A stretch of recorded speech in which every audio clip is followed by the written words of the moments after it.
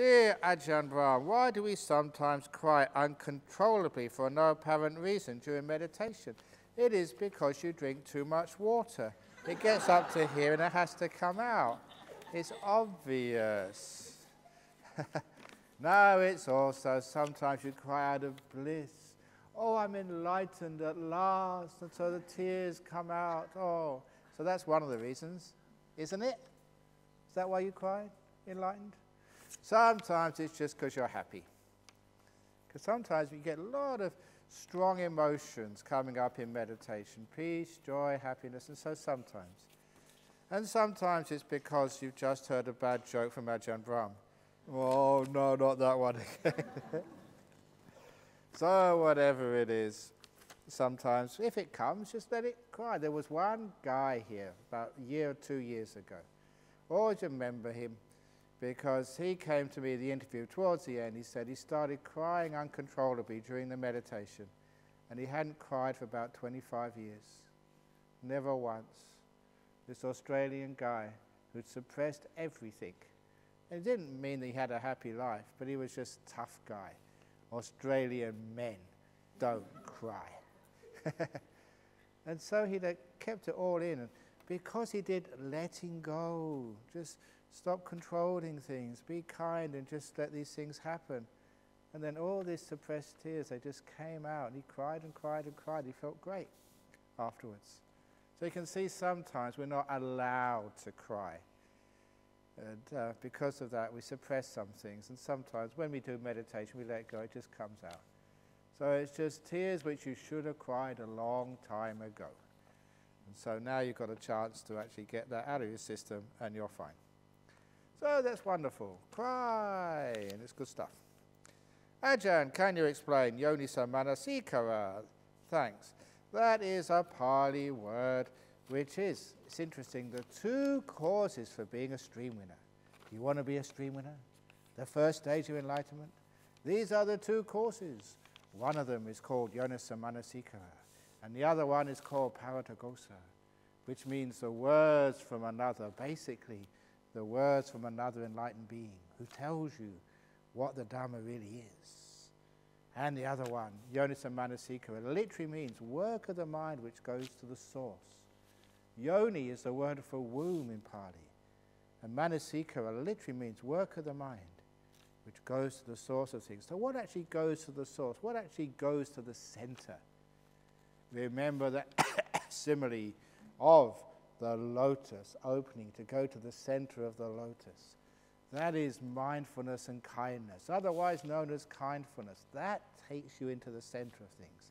That gets you into the deepness of your mind, the source of who you think you are. So that is what we do. We use this meditation to go right into the center, and when you go into those centers, that's the jhanas. And you have the jhanas, you have experience of what it's actually like to go right inside. And number two, the words of another to explain to you, give you some framework for understanding what these are. And with those two together, that is the gunpowder. That's the words of another, your understanding of Dhamma. And the match is your jhana. Because that's what it means. Jayati means actually to burn. So the jhana and flames, it's that, and etymologically, it's got a connection together. So, the gunpowder. You've got enough gunpowder, you've learned enough Buddhist teachings, and the flame, the jhanas, they come together. Boom! And there you're enlightened. So that's the only thing Manasikara. As I was meditating, I soon realized that I wasn't breathing. I was so scared that I stopped meditating almost immediately. In all honesty, it was horrifying. Horrifying. Would one feel the same before passing away? No. Before passing away, you're breathing. After you passed away is when you don't breathe. So that's what it's... Look, you haven't passed away yet. We call these things near-death experiences. You had an NDE. You weren't breathing. It wasn't really an NDE. It was just a scary experience. Look, I have to tell this every retreat. I'm sure I've told this already. I've taught hundreds of retreats. Never once has anybody died in my retreat. And I don't intend to spoil my 100% record now. So you are not going to die. I guarantee 100%. And if you do die, well, you can't actually tell me off then, can you? Really? So I say you can't tell me. Yeah, Mummy said I can't die. So you will not die. What happens? You are actually still breathing. But you're so peaceful you can't notice it. You're watching something else. But you're breathing very, very softly. Your engine doesn't need any gas, so it doesn't need much oxygen. Let the body do what it needs to do. It is fine. But the thing is, we react. We have the stupid idea that if we don't breathe, it must mean we're dying or dead. You are not dying. You're not dead. You're just being calm, that's all. So next time that happens, stop interfering. Stop messing around. This is what's supposed to happen. You've worked so hard to get there. I've taught you hour after hour to get there, and you get there, and what happens? You blow it all. Oh, why'd you do that? Anyway, is this experience similar to dying? What would happen if I continue with the meditation? If you continue with the meditation, you get very, very peaceful. I experienced beautiful stars, lights in an infinite space once in the past. It was awesome. Unlike this, which is frightening. May I know the difference and which one is the deeper state of meditation? One comes before the other. If you'd have just let that breath just disappear, forget about your body. The body's just disappearing. Let it go. Bye-bye, body. And go into the mind. And in that mental world, then you see all the stars and the beautiful lights and the infinite space and have a great, wonderful time. You go to Nimitta land. Nimitta land is very, very beautiful. But you can't go to Nimitta land when you just got all this stuff worrying about your body and what's going on with it. So next time that happens, it's par for the course. Leave it alone. Don't worry about it. You're fine. You will not die. Ajahn Brahm says so. So you can just have a bit of trust and faith. Just let the body do what the body's going to do and go to the mind. Then you'll have a wonderful time. Dear Ajahn, all relationships in lay life are based on give and take. That's right. The wife gives, the husband takes. Or is it the other way around? Or is it that way around? Do you agree with that? Yes, says the wife. All relationships in lay life are based on give and take or dependency. Please advise, is there a way to change relationship into an unconditional love without expectations? Do monks have relationships? What do they look like? Yeah, I have a great relationship with a teddy bear. And we never argue. The teddy bear, it just sits there and is very happy when I pay attention. When I don't pay any attention at all, the teddy bear doesn't complain. Now that's the sort of relationship we really want.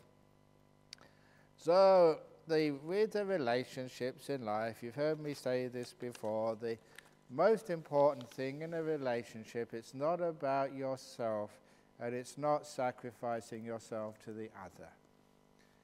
So when you're in a relationship, you must never think of yourself. And you must never think of your partner. Instead, you think of us. You're in it together. So it's all about us in the relationship. Not me, not him, not her, but us. And if you start thinking of yourself, that's selfishness. If you start thinking of your partner, you're just giving too much, which means that you just burn out after a while. But if it's us, you're in it together, it's the third way. It's not being selfish, it's not being selfless, it's being us together. So remember, it's all about us in a relationship. Any problems, our problems. Trouble is in a relationship when something goes wrong, oh, it's my fault. Or in a relationship, my husband's fault. You wouldn't believe who I married. I don't know why I married him. I should have been warned first of all. It should have come with like a health warning, like on a packet of cigarettes. No, it's no another person's fault. If there's any problem in the marriage, whose fault is it? Our fault. So we work it out together. And then there's always a solution. So that's with relationships. Dear Ajahn Brahm, I saw a light sometimes, but I'm not sure if it's a light coming through the windows. But it's accompanied by a powerful force that hits me and remains in my ears, head somewhere. Metta. Where's the windows? They're high up. Very little light can come through these windows.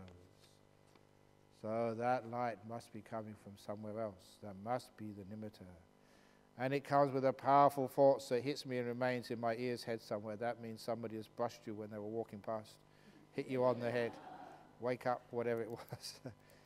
No, as long if it's usually nimittas come, the first time you see light, sometimes so many people doubt. They think, oh, this can't be a light. I'm not in that type of meditation yet. But a lot of times it is. You're all good people.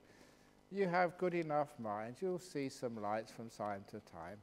And it's just natural. But usually they come up too early and they're just not really the big ones. So just carry on doing the letting go. Just be aware and be kind. You can't go wrong by doing kindfulness. And eventually these lights come up. They're really, really strong. Usually they shouldn't have a physical force to them, but just a very powerful emotional force. Maybe another day I'll give a talk about nimittas. Wow, this is the best question I've ever read. This is so deep.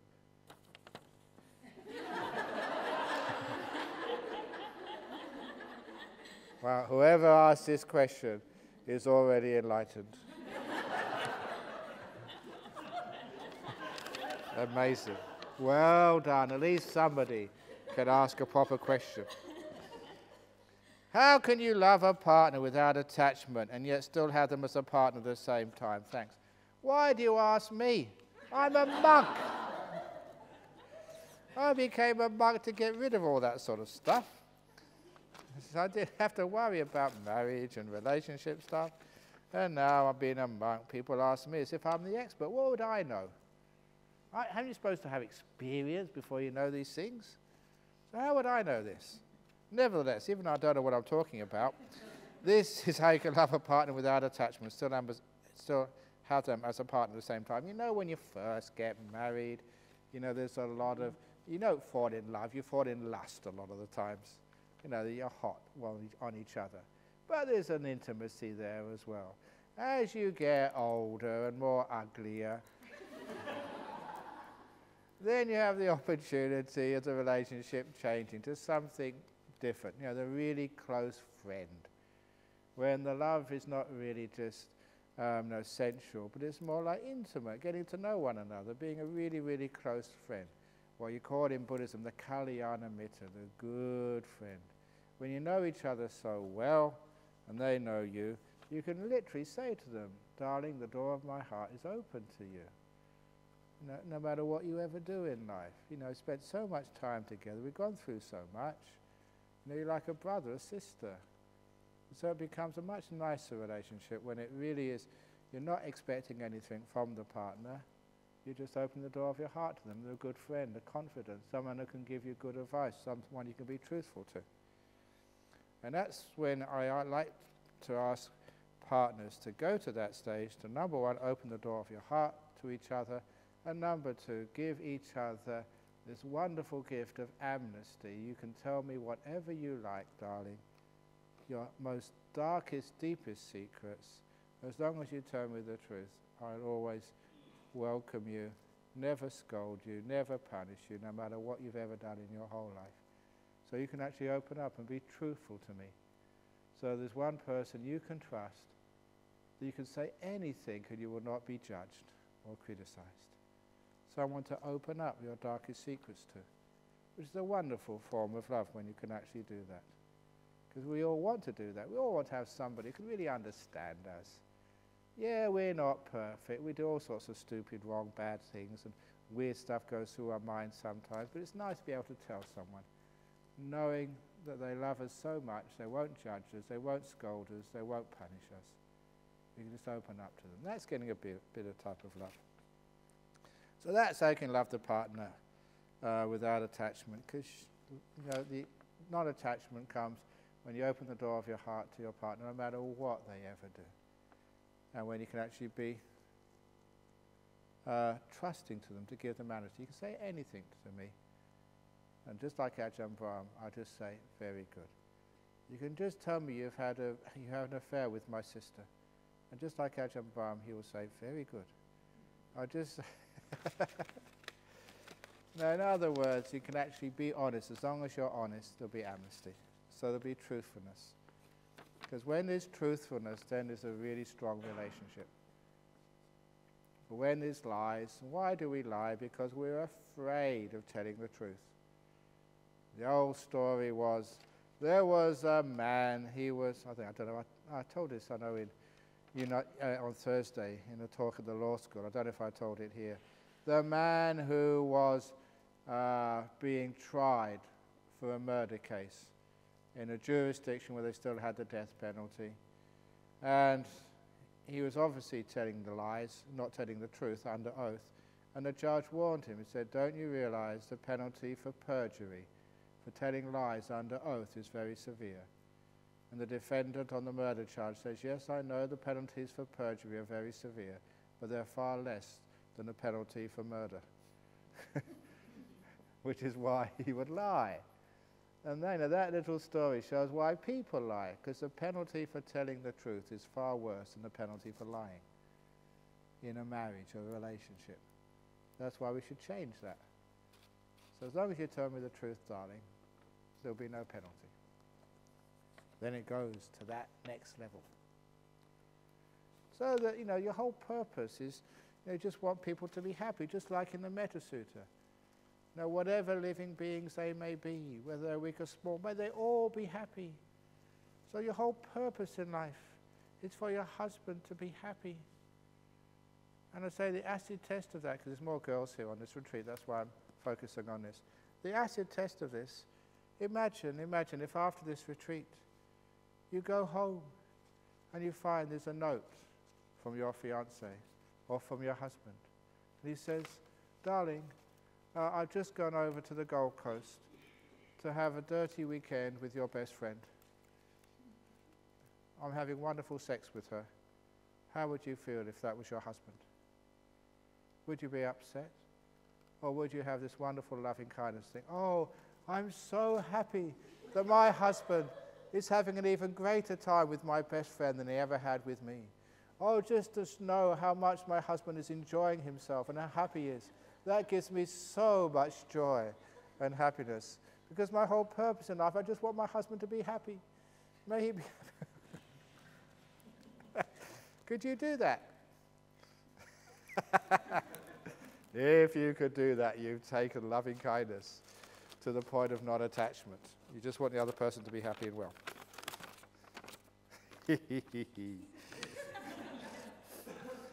I have a habitual fear feeling of being unloved. Today in meditation, I breathed in love and breathed out fear, and my body relaxed. Is love essentially about a relationship to the process we experience internally? Why are all these questions today about love and relationships? What have you been doing in the last couple of days?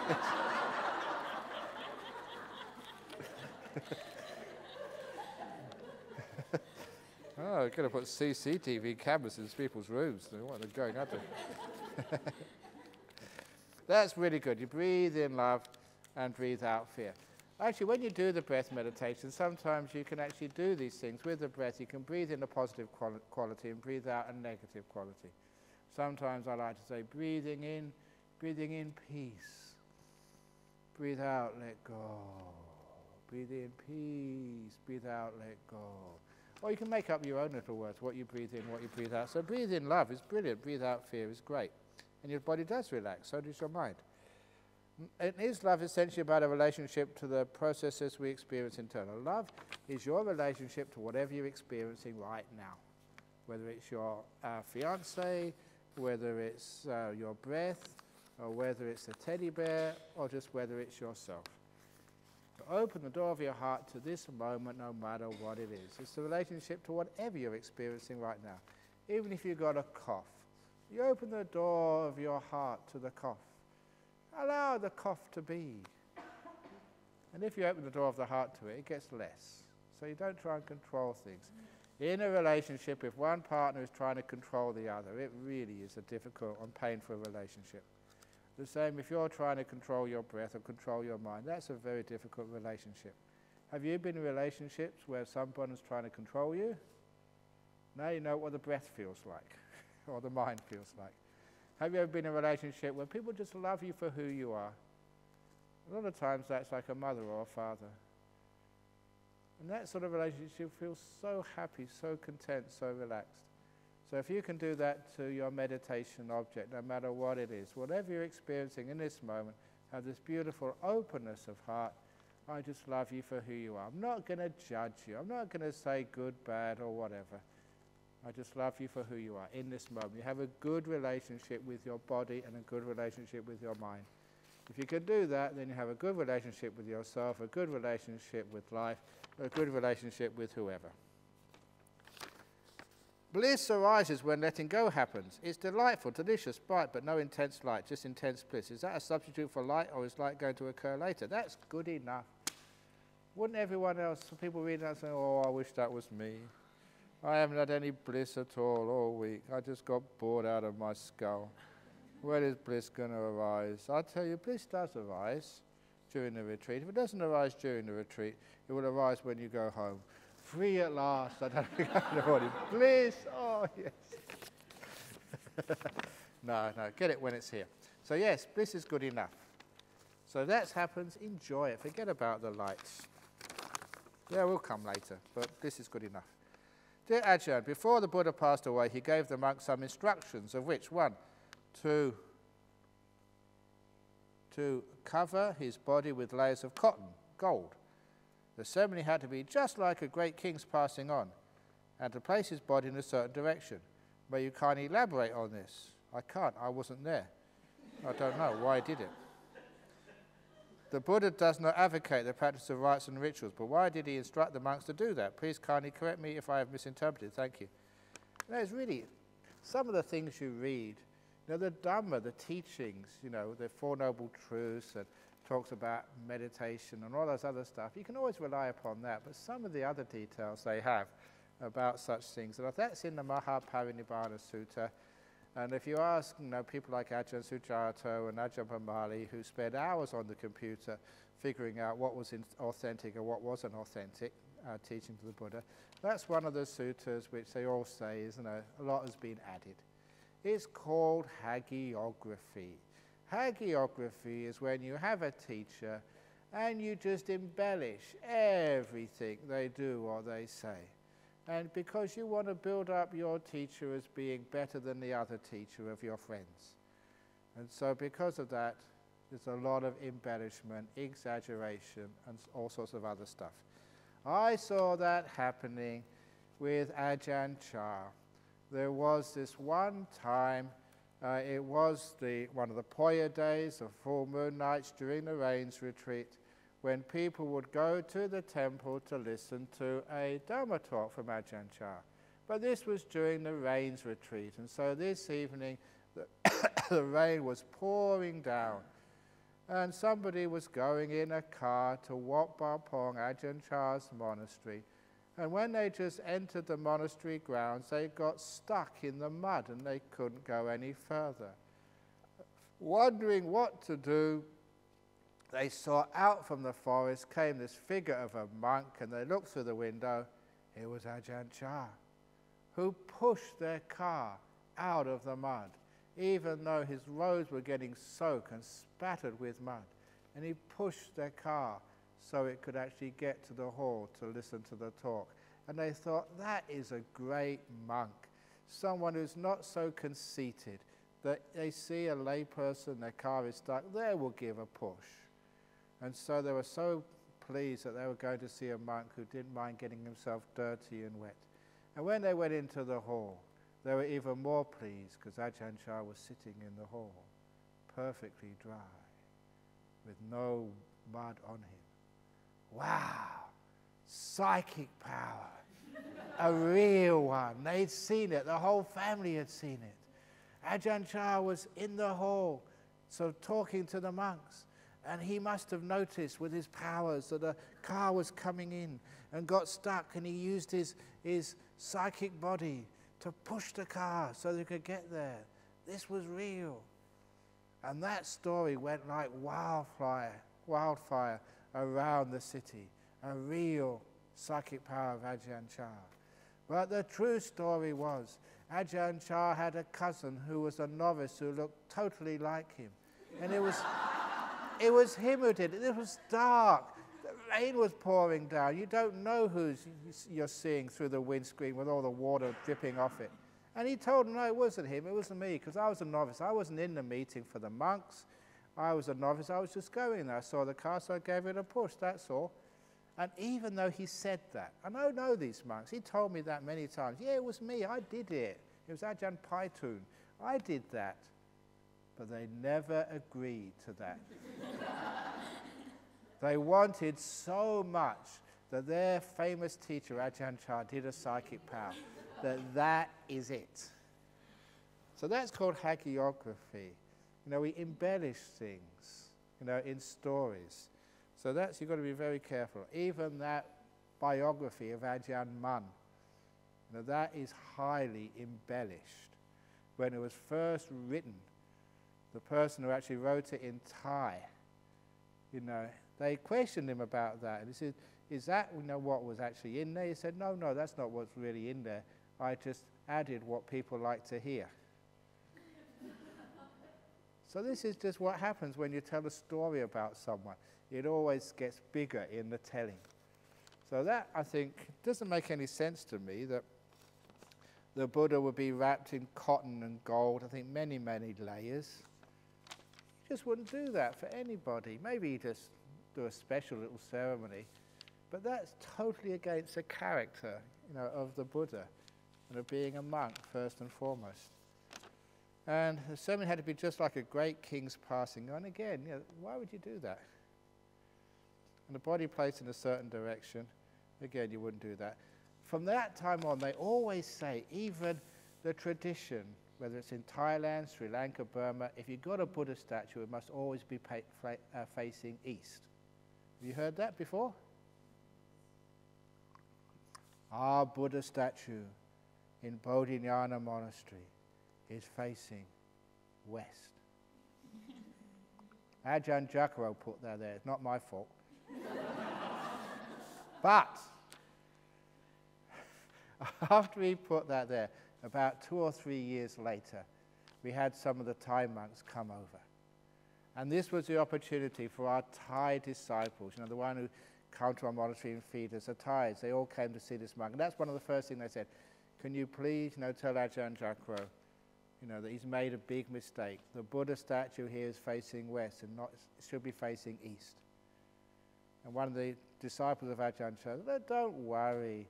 If the Buddha didn't like facing west, he'd turn around by himself. And that was the end of the discussion, which meant it's still facing west after all these years, and obviously we've been very successful, and that's a very powerful hall. It doesn't matter which way the Buddha statue, which way is that facing? I think about south, isn't it?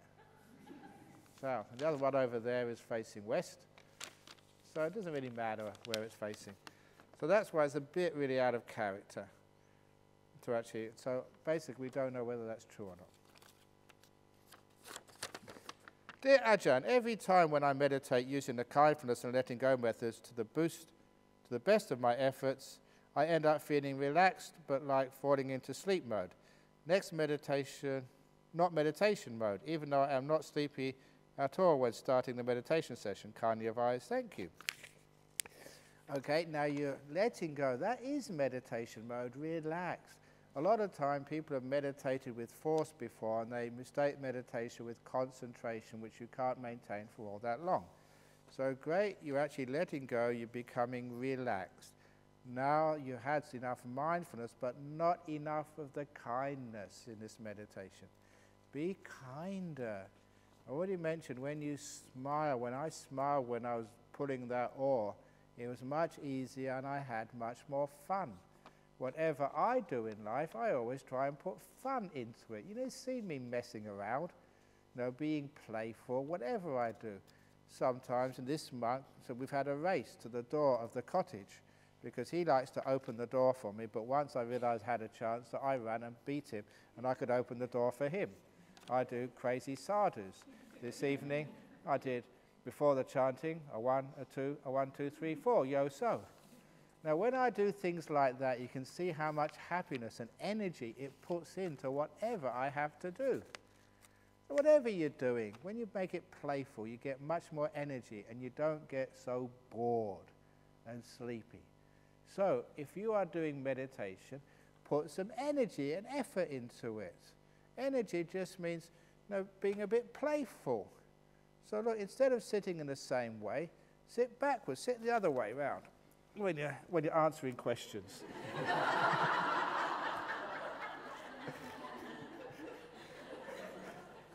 What that would mean is just get some energy up. If you're really getting that dull, and this part of the trick, I haven't taught you some more methods of doing walking meditation.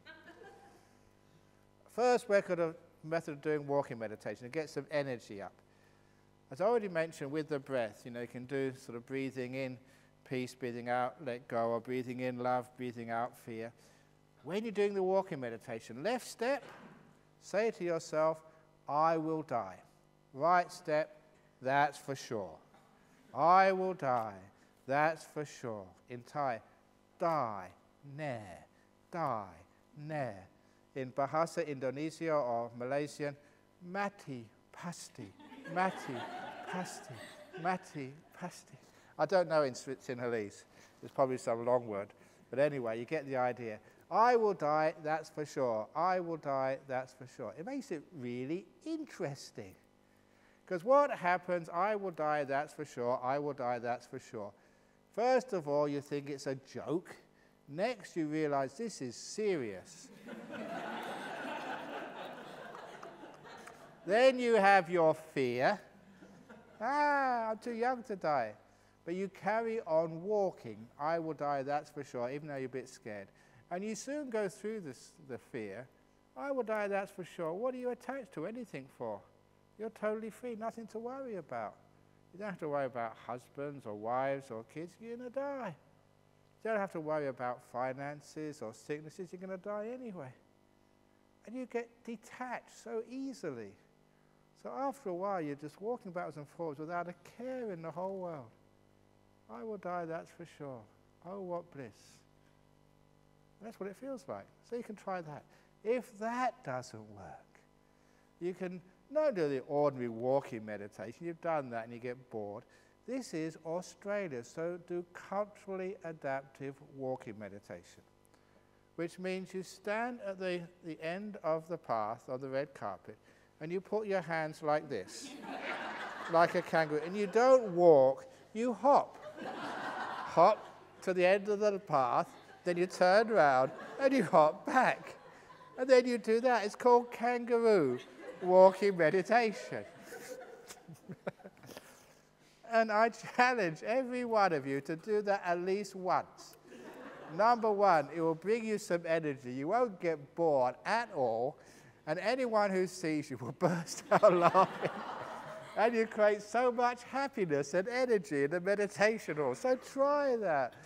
Kangaroo walking meditation. It's only taught in Jhana Grove in Australia. Innovating the teachings of the Buddha. So I mean, that actually works. You know, you've got a bad leg, so you can just hop on one leg. So, or if you like, if you haven't done walking meditation, you get your wheelchair in here, roll onto one side, turn around, and roll back again. And do that. Do walking, wheelchair walking meditation. Great. Good fun. So in other words, if you play around a little bit, have that fun, you're actually engaging, putting a bit of energy, lightness, you're putting joy into every moment. And when you do that, you start meditating, and straight away you've got that same sort of mind. You don't get dull anymore. So kindness, yeah, but put some joyfulness in there, some more kindness. People know how to be mindful, but they don't have enough kindness. Increase the kindness. And then you don't fall asleep. Oh, this is lovely, I'm having fun. So otherwise you just get bored. Thanks for helping move my mindfulness from grindfulness. Yeah, I like that, grinding. Grindfulness to kindfulness. Are renunciation, letting go, making peace, being gentle, being kind, caring, and compassionate all the same? Yes. If so, what is it? It is renunciation, letting go, making peace, being gentle, being kind, caring, and compassionate. Exactly the same. So you know that as a feeling. These are just labels which point to the thing. If you know what the thing is, you don't need the label anymore. You have the signpost and it points to a certain direction. Once you've got to the direction, you don't need the signposts anymore. Dear Venerable and fellow retreatants, please accept my sincerely apologies for the occasional bursts of coughs, thus breaking the sound of silence and disturbing your otherwise peaceful meditation. No, your coughs are important. They wake people up. Without those coughs, they'll be sleeping all the time. Thank you so much. Coughs are okay. It's the story of Ajahn Chah when we used to live, when I was a young monk in Thailand, another when I was a young monk in Thailand story. The villagers in the northeast, when they had a party, they had a party. They didn't do anything by halves. Usually went on for 3 days. So about 2 o'clock, 3 o'clock in the morning, they got tired, they went to sleep. When they woke up, they started again, just where they left off. That was their parties. So their parties went to about 2 o'clock in the morning. So we didn't get any sleep. They had these ghetto blasters. Now, it's like listening to something in the monastery, because it's a kilometer, 2 kilometers away, but it was really loud. So no way we could get any sleep. Because, 2 o'clock they'd stop, and maybe you'd try and find some sleep. At 3 o'clock, the bell went for the morning meeting. So, that was not enough sleep. So we asked the headman of the village, can you please stop at 1 o'clock? Give us a couple of hours at least. He said, no, this is our tradition. We go to about 2.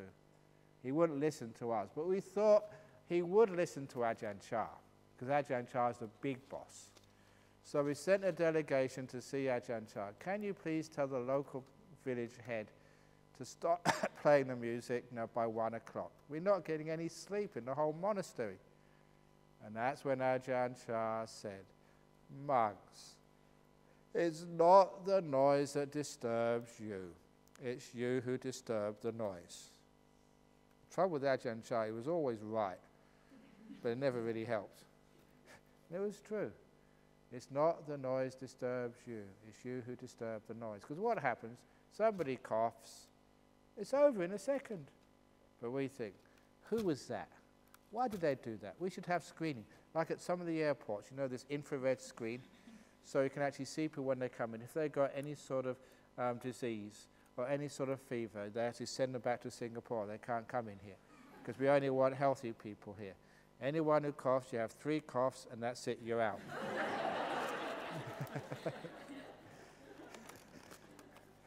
Now so we think like that. And so the cough has ended a long time ago. But the echo of negativity in our mind lasts for minutes, sometimes days. So that's called disturbing the sound. The sound is just a second. It doesn't make much impact at all. But our reaction is much louder than the cough. That's called disturbing the sound. So when the cough finishes, stop thinking about it. It's in the past, let it go.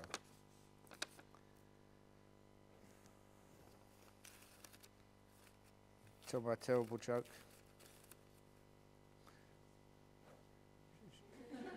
Yeah, let's go off it.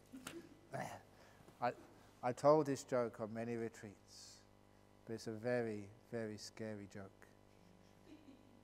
Actually, you better put your hands up, because most of you may have heard it's the coffin story about the ghost coffin. Have you heard it? Put your hand up. A lot of you haven't. Okay, you're going to get it then.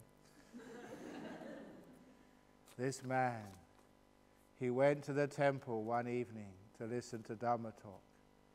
It went on longer than expected, so that when he walked home, it was very dark and very lonely.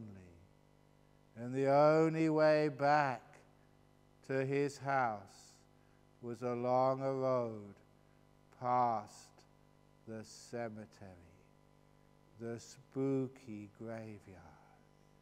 And in any city, I've noticed this, in the ordinary streets, the lampposts giving light are usually quite close together, but when you go past a graveyard or a park, they're further apart, making it more dark and more dangerous.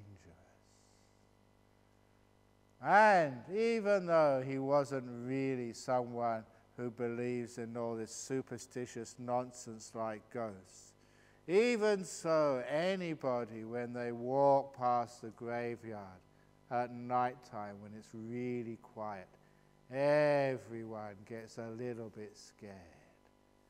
And he got to halfway past the graveyard and nothing had happened. He was over halfway, so he felt quite safe. But a minute later, after passing the halfway mark, he could swear that someone or something was following him. He could hear steps, what he thought, behind him. And so automatically, like everyone else, he started walking a little bit faster. And as he walked faster, whatever it was behind him also went faster. He didn't want to look back. You know what it is we'd rather not see. But he heard it so clearly, he couldn't resist turning back. And as soon as he saw it, he wished he never have looked, because what he saw really made him frightened. It wasn't a person following him. It wasn't a ghost following him. What was following him was a coffin, vertical, bump, bump, bump, following him along the road, with bits of dirt falling off, covered with cobwebs. This was the spookiest, most supernatural thing he'd ever seen. And so what did he do? He started running as fast as he possibly could. But even though he ran at top speed, bump, bump, bump, bump, bump, the coffin came running after him, running as fast as he could, bump, bump, bump. The worst thing was, the coffin was catching up on him. It could run faster. He was so lucky his house was very close by. He opened the gate and ran in along the garden path. And he got to the door just as the coffin got to the garden gate. He took out his keys and he dropped them. And the coffin bumped right through the gate. He was in big trouble. He picked up the first key. Bump, bump, bump. The coffin was almost at him. Put it in the lock. It was the right key. Opened the lock, opened the door, ran in, slammed the door just as the coffin came right next to the front door. He was safe. He was inside. And he was sweating. He wiped the sweat, but bump! As the coffin started hitting the door, bump! With supernatural force. The hinges started to give way. The wood started to split. Bump! It was only a matter of seconds, and that coffin would break through the door. He ran up the stairs to the only room with a lock, which was the toilet. Bump! As he got to the top of the stairs, the door gave way. And there was a coffin looking around for him, and he saw him at the top of the stairs. He bolted into the toilet, locked the door. Bump, bump, bump, bump, bump. As a coffin came up the stairs. Bump! Against the toilet door. It could break down the front door. The toilet door was no hope. Bump, bump, bump! And it was through. He had no place to go. He was there spread-eagled against the wall, just facing the coffin with nothing between him and certain death or more. And he just reached for something. There was a bottle on the shelf, and he threw it at the coffin. And the bottle broke, and this liquid went all over the coffin. And the coffin stopped. It was cough mixture. Cough mixture. Cough mixture stops the coffin.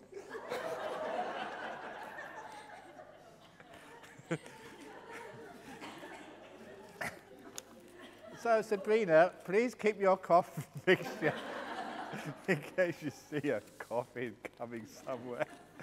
That's a terrible joke, but I love it. And even though you heard it before, it's fun, isn't it? You know, just you really get into it. Bump, bump, bump. Anyway, that's the coffin. Thank you for your kind guidance on this retreat. I enjoy seeing smiling, friendly faces and kind gestures from fellow retreatants, people opening the door for others, pouring drinks for others, and even passing paper napkins for me.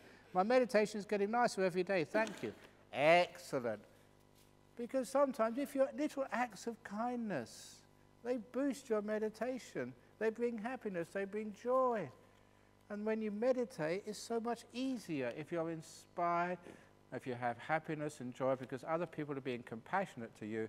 It's easy for you to be compassionate to them and being compassionate to your own body and mind. So well done. Little acts of kindness throughout the day really, really help. Dear Your Emptiness, you said it's likely for one person in this retreat to get some kind of jhana. If we are 60 meditators who meditate during 5 sessions for 9 days, that would mean the chance to get into jhana during one session is 1 in 2,700. Is it really so rare? It's awesome. Somebody has been thinking too much. Working out the probabilities. Okay, if you really, really want to, then we can have we can do some betting on who's likely to get jhana. So we'll have odds for Dania, odds for everybody here on the retreat to who gets jhana, and I'll sort of give you the results afterwards. And we can actually work out odds, and we can make some money for the nuns' monastery by making a betting shop. Why is kindness the same as letting go? Because kindness is not controlling. This is a nice question. When you're kind, you don't control something. It's the opposite of controlling. So when you're really kind, you're kind to, say, a cat, you're kind to a rabbit. You're not trying to tell it what to do or how to be a rabbit, how to be a cat. Cat knows how to be a cat. You're just being kind to it. You've got a lovely dog. This is what dogs do. You're kind. You let it be.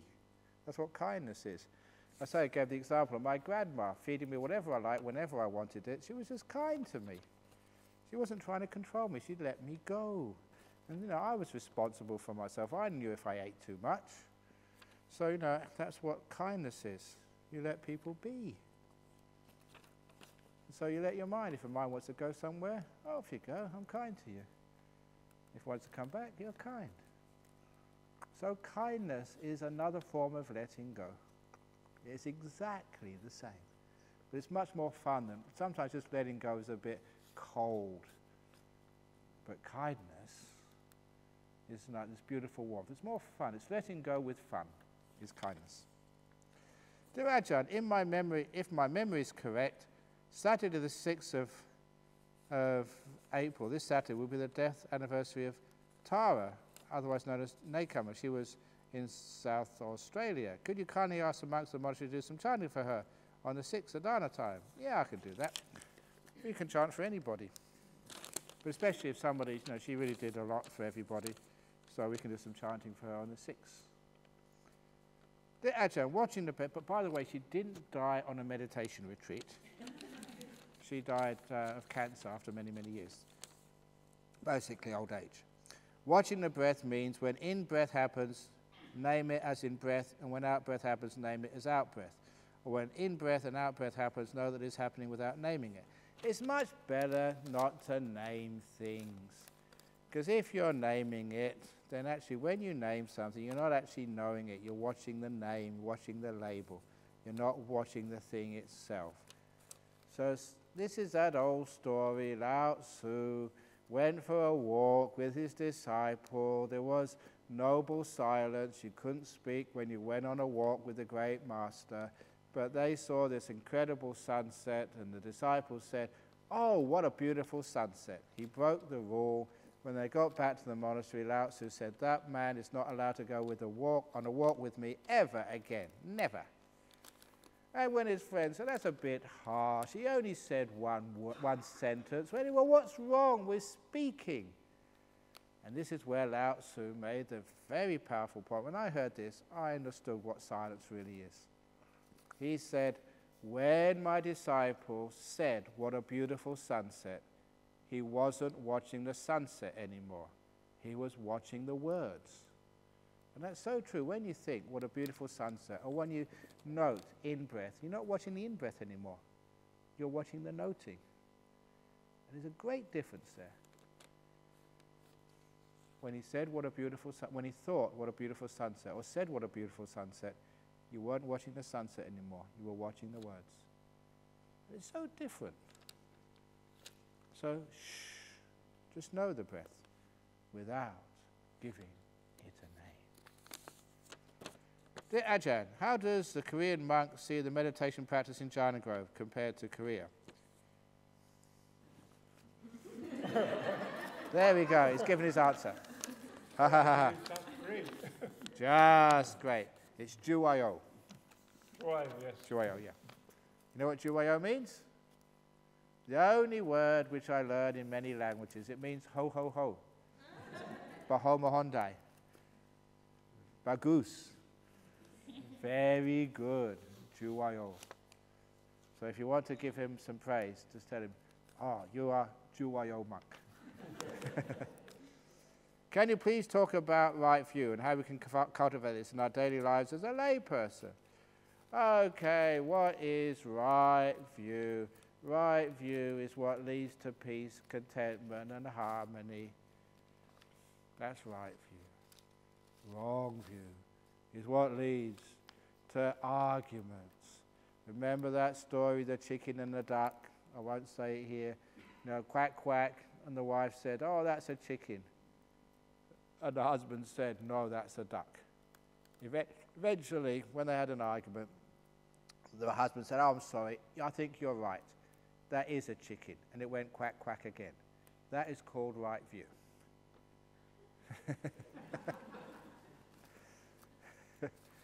People say, "That's wrong view. That's a duck. That can't be a chicken. It goes quack, quack."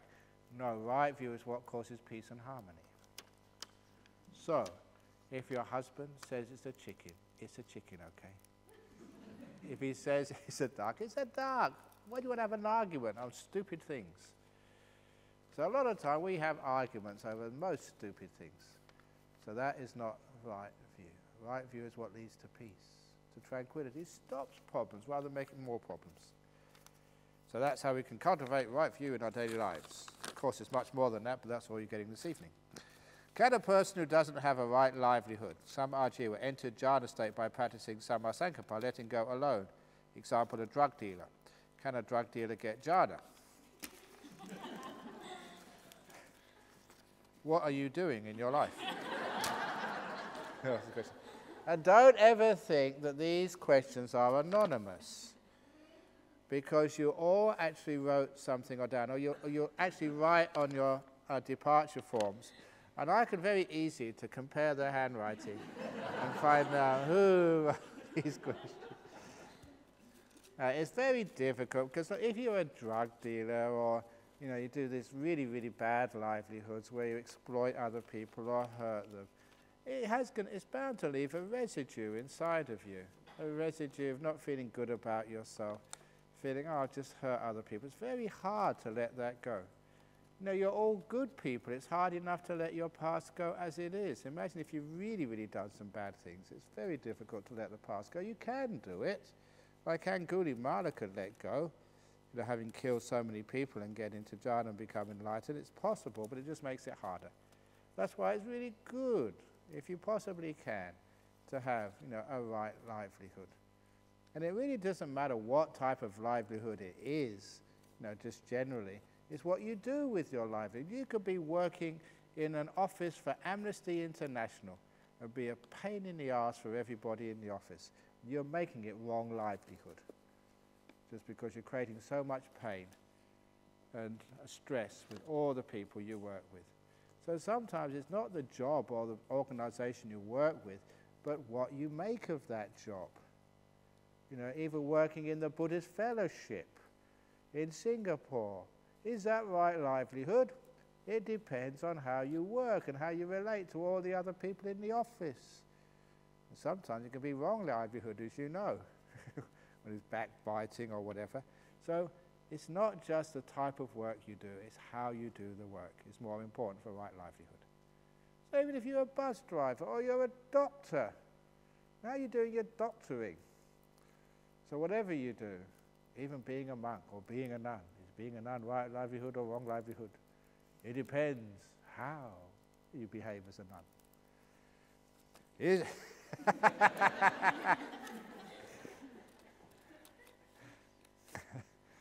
Is there any relationship between our previous lives and how we progress in the meditation practice?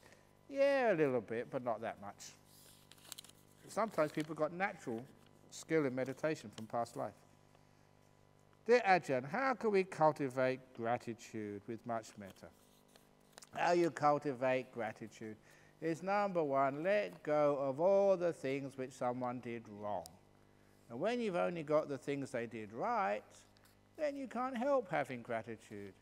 You know, having gratitude to the monks who built this place for you. And it's amazing just how many monks worked hard on this place. But we don't really enjoy it, we did it for you. You know, in Buddhism, you're supposed to support the monks. But actually, it's the other way around in Australia. We work for you, support you. No, Dania, who just doesn't get any pay for being caretaker, she does this out of love and care. Bianca, who cooked all the food this morning and manages this retreat, she doesn't get any money. She loses money by coming here. Isn't this wonderful? And this whole place, whoever organizes it, looks after it, the gardening work which is done here, you get prisoners which come up from Karnak to help paint and look after the place. Isn't this incredible? Have this wonderful facility. It's not just one of the best retreat centers in the world. The way it came about is one of the best ways. You know, just a lot of care, and the way it's always managed. No, we don't charge anything. It's all done by donations. Of course, never enough.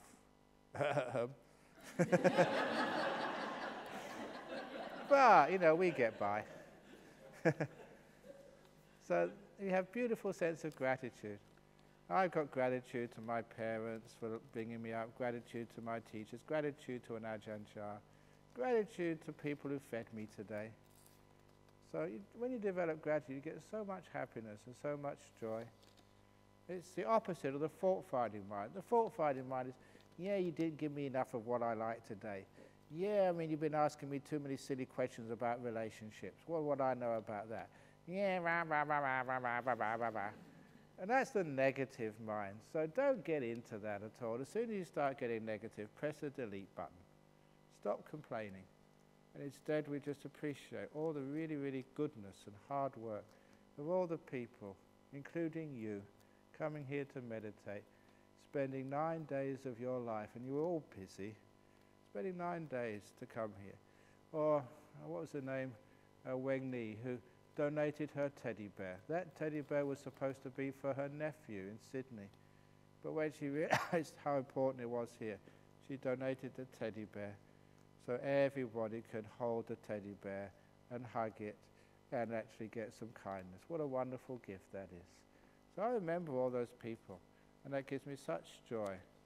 When you start developing gratitude, sometimes you're faking it, you're making it happen, but soon it gets so beautiful, you really get into gratitude practice. All the, the wonderful people who've looked after you and served you. Isn't it amazing? And that gives you happiness. So if you start the meditation, instead of just watching the breath or letting go or blah, blah, blah, think of all the kindness which has gone into this place. All the people who've really sacrificed themselves to look after you. And you get so much gratitude, sometimes it brings tears, literally. You feel so wonderful. Wow, what an amazing thing is. A place like this, teachers, parents, people looking after you. Where on earth can you get a retreat centre like this in the world?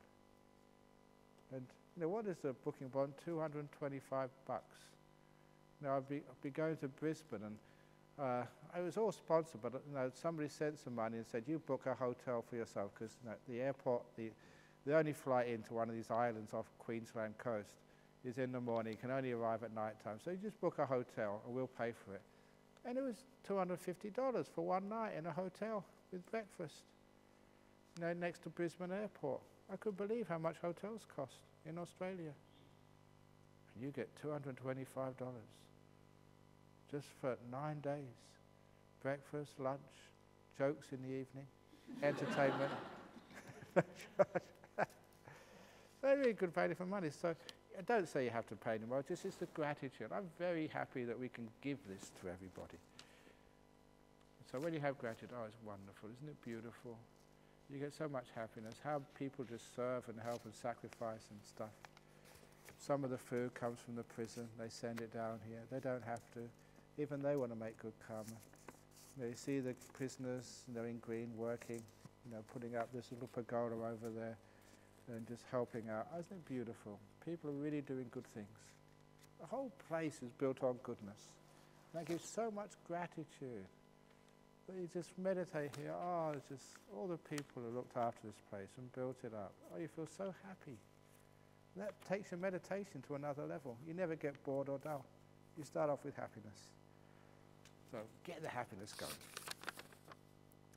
Are we letting go during meditation only, or we have to let go any time in our lives?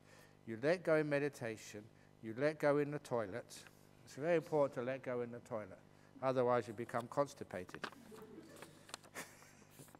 So remember, if you have got indigestion problems and you are constipated, sit in the toilet and just let go, let go. Renounce all the stuff in your body. Stop attaching to it. So you let go there. You let go when you go past donation box. What else do you let go in life? When somebody is upset and angry at you, you let that go. That's really important.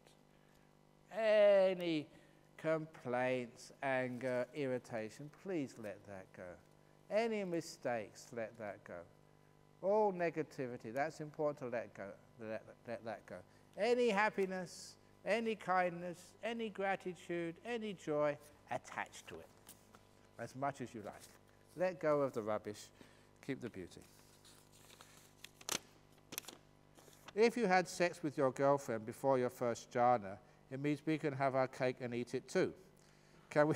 A very good question. Can we still make passionate love in lay life and still meditate? Both are so enjoyable. I don't see why I should renounce making love. Please explain if it's either or we can have both. I told you cheeky questions are okay. Okay.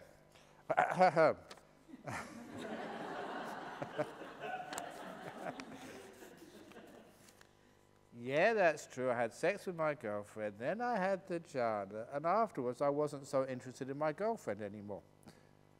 So, can you have your cake and eat it too? It doesn't mean having your cake and eating it too. It means, do you just have a sandwich, or do you have a 5-course meal? Which do you prefer? So if you've only eaten sandwiches in your life, that's all you like. So if you've only had sex in your life, that's all you know. Of course, you just have sandwiches. But when you find the secret to 5-course meal, the most delicious food available, much more tasty than sandwiches, who wants sandwiches anymore? So basically, that's what happened to me. After I had jhana, that was, my girlfriend didn't have much hope. So that's actually what happens. Basically, if you have the jhanas, you really get into them a lot. You say, oh, I wouldn't have sex for.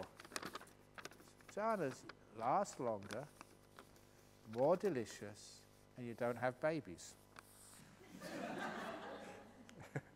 Which is a bit of a problem sometimes. Can you please explain how to overcome dullness during meditation? Oh, I've mentioned that already. Just do the kangaroo hop meditation, sit in a different position, do something different.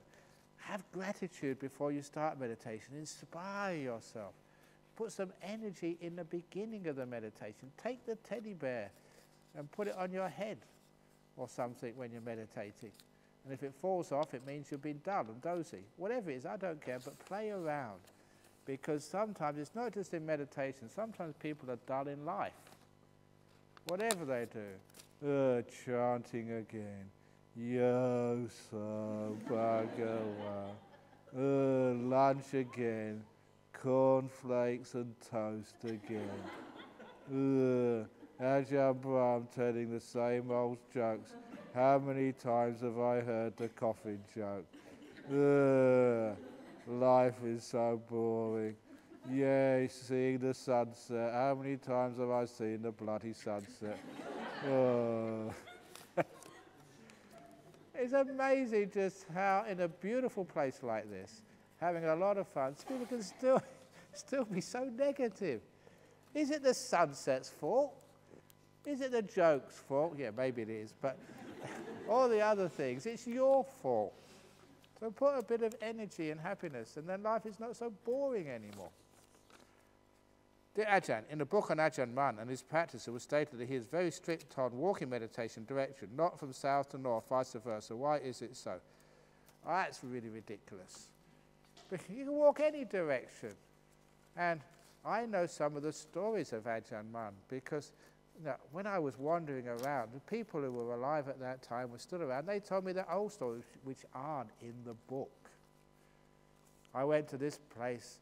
This is Ajahn Mun's stories, which no one else knows about. Are you interested? Yeah. One of the stories, he was in a part of Thailand called Khao Wong.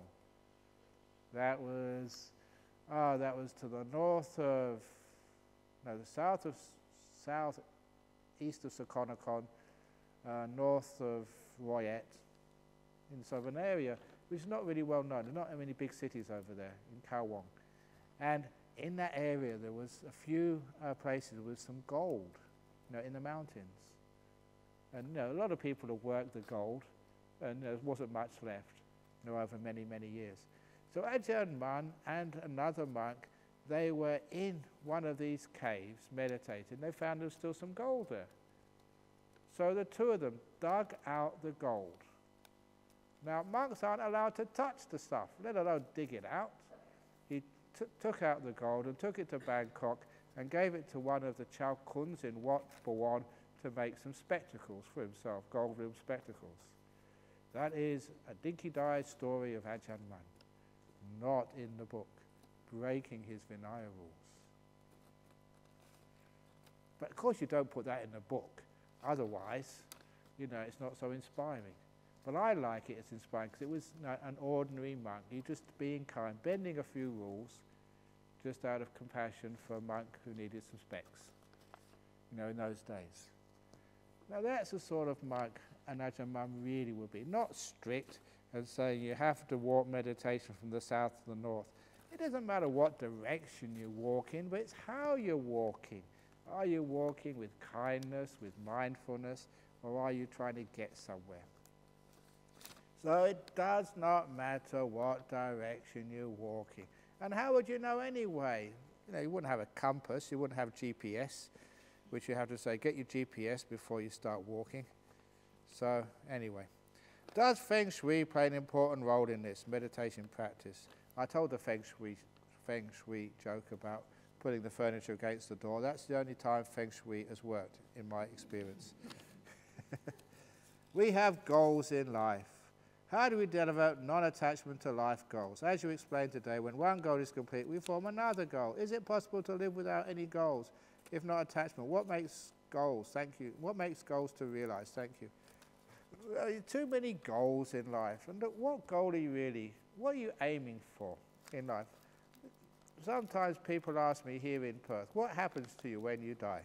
And I say, you go to one of three places, Karrakatta, Pinaroo or Fremantle, which are the three cemeteries or crematoriums in Perth. So that's the only place you're going. That's your only goal in life. That's where you're all going to end up. That's a goal. So your goal in life is to die. That's true, isn't it? All your money you leave behind, family you leave behind, all your achievements you leave behind. So you're going to die. So that's my goal in life, to die. I'm not there yet, but I will get there one day. I think I will realize my goal, to die. All the other goals, what sense does it make? What are you doing these things for? So a lot of times, my goal in life is just to be peaceful, to be kind, to be gentle. So where can I reach that goal? Right now. So my goal is achieved in the present moment, not in the future. So if you have a goal which can be achieved now, then it's something which is important. If it's a goal which is only be reached in the future, basically there'll always be another goal after it. So it's the goal to end things, not to make more things. Otherwise you keep going and going. What is your goal in life anyway? Some people say, I want to make enough money so I can retire. I retired at 23. How much money did I need to retire? Nothing. So what are you working for? What is your goal in life? And if you get it, so what? What do you want in life? Do you want to be a millionaire? I know many millionaires. They hate it. Do you want to be famous? I'm pretty famous these days. It sucks. It really does. I mean, just coming back from Indonesia, just getting out of the airport was difficult. There was 30 or 40 Indonesians. They were going from Jakarta to Burma on some sort of retreat or pilgrimage. As soon as they saw me, Ajahn Brahm, Ajahn Brahm, and they insisted on taking photos, not all together, one at a time. And I was tired, I wanted to get out and just have a rest. And people waiting for me. You know, it's Jerry and I forget who else, and Upal. They wondered what happened to me. The plane had landed half an hour ago. Where were you? You know, I got kidnapped by Indonesians. Or even worse, when I was in Hong Kong, giving a talk, you know, in a big auditorium, 1,000, 1,500 people or something like that. And after the question time, people coming up, signing books and asking questions. I'm a monk, I'm a man, I needed to go to the toilet. They just wouldn't let me go. I just want just one more photo, just one more. And when there's about 200 people say just one more, that's a long time. Finally, at last, I got into the toilet at the jockey club at Poly U in Hong Kong. Finally got in there. And as soon as I got in there, this man had just finished washing his hands. He turned around, Ajahn Brahm, can I take a photo, please? In the toilet. No peace at all. So, would you really want to be famous? It was terrible. So don't be famous, don't be rich, be poor. That's the best. So you've not got too much money. You don't have to worry about things. As long as you've got enough to pay the bills, that's all. And just be yourself. So what do you want to attain anyway? All happiness is in the present moment. So all goals should be focused in the moment. That's my goal in life. How do you develop non-attachment to life goals? Non-attachment is my goal. The goal of no goals. As we explained today, when one goal is complete, we form another goal. Yeah. So have the goal of no more goals. Oh my goodness. My goal was to finish at 9 o'clock and now it's 9:15. Can you please explain the difference and similarity between Theravada and Mahayana traditions? Theravada wear brown, Mahayana wear grey. That's it. Enough. So, these days, Mahayana and Theravada, we're so close together. And when I went to Hong Kong, I was in this monastery. There were Theravada monks, Mahayana monks, all sitting around together, meditating, doing exactly the same things. And it's wonderful to see that. The Mahayana and Theravada can actually get along. Vajrayana, Tibetan monks and nuns, they're a bit snooty. They always think they're the best vehicle. But Mahayana and Theravada, we get on really well together now. So this is wonderful that we can have actually harmony and peace between people. So when I went last week to the Australia Sangha Association, they had lots of Mahayana monks and Theravada monks all working together, which is great. So Mahayana and Theravada, basically we follow the same Buddha, pretty much the same teachings, same sutras, same arguments. So it's really beautiful. We can actually live together in each other's monasteries and have a great time together. Isn't that wonderful? And we never say that my tradition is better than your tradition. That's called conceit, ego, and pride. So if anyone says, Ajahn Brahm's method of meditation is the very best, that's conceit and pride. So don't actually say anything. The only one which is the best is the Buddha's meditation. You can say that. So don't form cults. Don't form sort of ours is better than yours. You may prefer this type of meditation, just like I prefer bangers and mash for lunch. But it doesn't mean you don't eat other food. So this is actually the way, Mahayana Theravada, or whatever it is. Please don't be so conceited and say, I am Theravada. I follow the original teachings of the Buddha. You Mahayana scallywags, you just made it up afterwards. You're not real. Well, the Mahayana said, oh, you Theravada monks, you are so selfish, just interested in your own enlightenment. We're bodhisattvas, we help others. And I said, what do you think I've been doing the last 10 years? Going around the world. I remember this nun, she's a very nice, good friend, Yifa. The monks of Bodhinyana Monastery call her Yiha, because that's what she's like. She's a very outspoken nun. And when she came for a conference last time, sort of I asked her, I said, how many disciples have you got? How many people have you teaching? She said, none, I just go by myself everywhere. I said, look, I've got many, many disciples, and you're supposed to be bodhisattva. You should be sacrificing yourself to others like I am. And she agreed and said, okay, I'm really Theravada, and Ajahn Brahm, you're Mahayana. And it's actually true. So who's Mahayana, who's Theravada? Actually, there's no difference, really. You can see just in my life, example, and all the lives of other sort of Theravada monks like Ajahn Chah, going out into the world, tiring yourself out, teaching and teaching and teaching and teaching for the happiness and benefit of all other beings. That's being a bodhisattva. So, is Theravada the way of the bodhisattva? Looks like it, doesn't it? So basically, every time you're kind, you're Mahayana. Every time you're peaceful, you're Theravada. And if you're kindful, you're both. So this is kindfulness. So to end up, it's not Mahayana, it's not Hinayana, it's not Vajrayana. My tradition combines the very best of all three. The H from Hinayana, the Aha from Mahayana, and the Yana from Vajrayana. And what does that spell? Yes, that's my Yana, the Hahayana. Ha ha ha ha. Okay, that's enough for this evening. Really late, 9:18. So 3 Hahayana sadhus. Sadhu, sadhu, sadhu, ha ha ha ha, yana.